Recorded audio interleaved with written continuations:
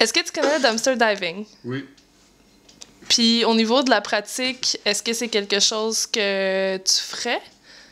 Moi, je ferais pas ça. Tu penses que dans le fond, les gens qui font ça, ils ont besoin de ça? Ben, c'est parce ils sont pas en moyenne. Ils sont pas en moyenne, ce monde-là. Donc, ils ont besoin d'économiser de l'argent. Fait que pourquoi je serais contre ça? Qui veulent économiser de l'argent. Mais tu ferais pas ça. Ben non, je ferais pas ça parce que j'ai les moyens de m'acheter de l'épicerie, là, maintenant.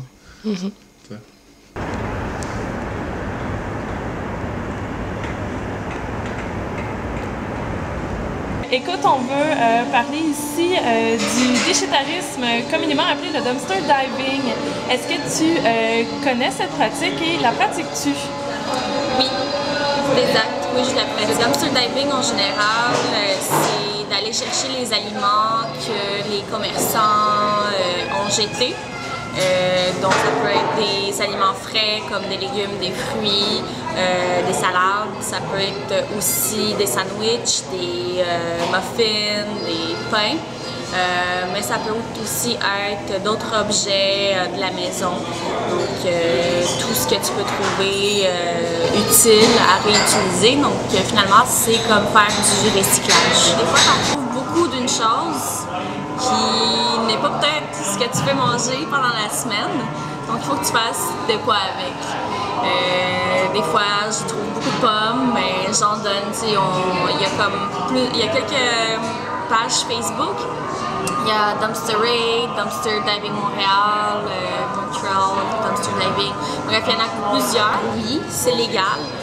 Par contre, qu'est-ce qui n'est pas légal de faire, ça serait si un commerçant met un cadenas sur le dumpster, sur la benne, puis que toi tu viens la couper ou la crocheter, puis là tu y vas dedans. D'habitude, quand il y a un cadenas, ça, tu n'as pas le droit de l'ouvrir, mais si la poubelle est ouverte, si c'est libre, tu peux y aller comme tu veux. OK. Si toutefois, comme le commerçant appelle la police parce que tu te trouves à côté de leur dumpster ou dans le dumpster, est-ce qu'ils ont action là-dessus ou théoriquement? Ça s'est jamais arrivé. Il n'y a pas de commerçant qui va appeler la police au moins que tu fais du trouble, au moins que tu es en train de briser quelque chose ou que, en tout cas, tu comprends un peu. Ouais. Donc, puis j'ai déjà entendu des histoires que la police est passée juste à côté, ils ont regardé la personne faire du dumpster, ils sont partis.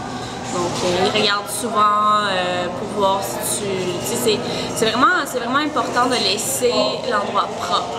OK. Parce que la plupart des commerçants, pourquoi ils mettent des cadenas dessus, c'est souvent parce qu'ils ont peur que tu laisses ça pas propre. Et de deux, de l'empoisonnement alimentaire. Ils ne veulent pas être amenés en cours pour de l'empoisonnement alimentaire. Donc c'est souvent ça le problème avec la légalité de la chose. Mais parce que la majorité, ils préfèrent que ce qu'ils ne peuvent pas vendre, qu'il soit quand même utilisé. Par exemple, comme au marché Jean Talon, il y a souvent des commerçants qui viennent me donner des affaires en main où ils laissent un sac ou une boîte à côté de la poubelle parce qu'ils voient qu'il y a des gens qui sont en train de chercher. Eux, ils préfèrent, puisqu'ils travaillent pour leur bouffe, ils préfèrent pas jeter leur bouffe. Donc, c'est quelque chose qu'ils préfèrent que les gens réutilisent. Légalement, eux, ils peuvent pas le laisser là, donc ils doivent le jeter. Mais en même temps, ils préfèrent que ça soit mangé. OK.